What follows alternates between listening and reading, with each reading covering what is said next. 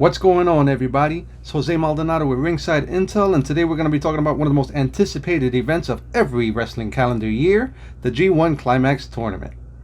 Fans of Japanese pro wrestling know that a very rich history has been built over the decades from that country.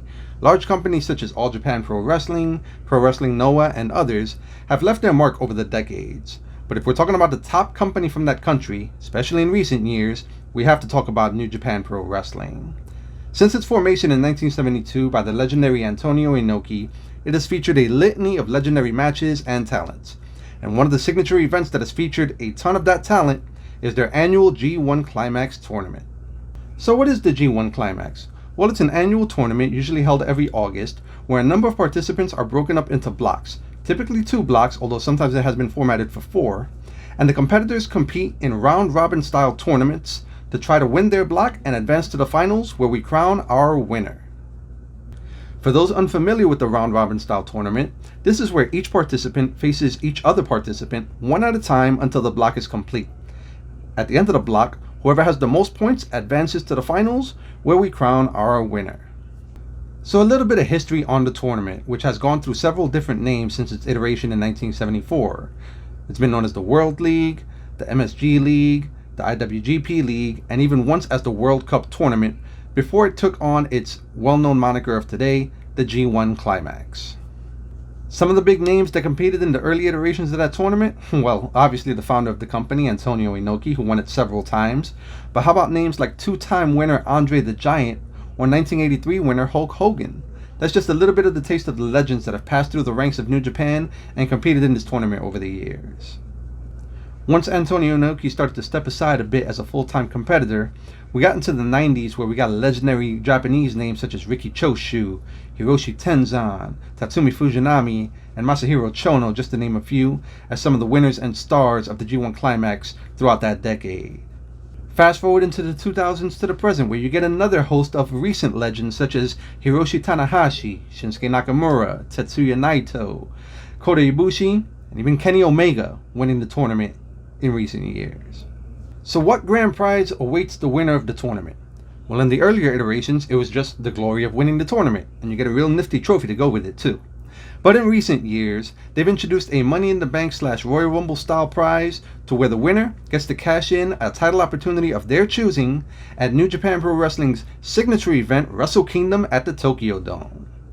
That stipulation has led to a number of legendary main events and even some memorable moments before Wrestle Kingdom, such as in 2020 when Jay White became the first person to actually defeat the G1 Climax winner for the right to challenge for the world title at Wrestle Kingdom. Leave it to the Switchblade to be so sneaky.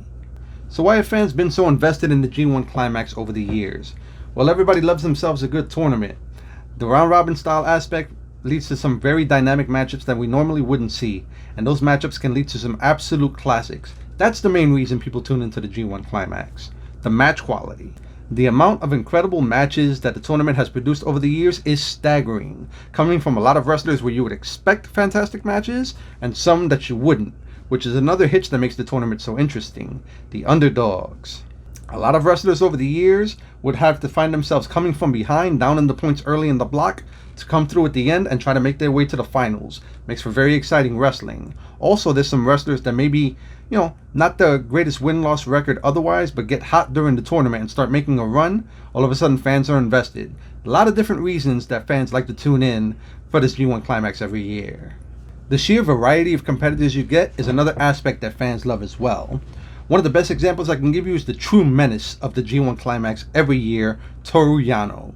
Yano has become legendary over the years for his exploits during the tournament, even going so far as to duct taping his opponents outside of the ring so they lose by countout in order to advance in the points. Remember, in the G1 Climax, a win is a win.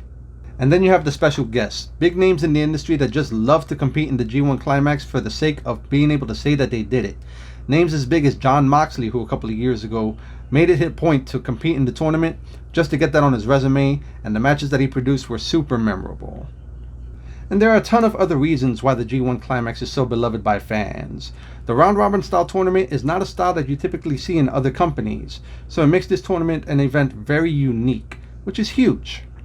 It's akin to something like the Royal Rumble, which is a very unique event with a great history that has built up a ton of equity, and as a result, is one of the most anticipated events of the year.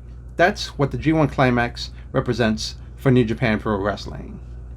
So whether you're a new wrestling fan looking for some interesting events, or an old school wrestling fan looking for something to get excited about, the G1 Climax is something you should definitely put a pin in every single August. You can check out the G1 Climax, both past and present, through New Japan Pro Wrestling subscription service on their website at NJPWWorld.com.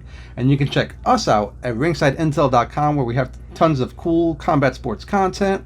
Like and subscribe all of our videos on YouTube and various other platforms. And I'll catch you on the next one.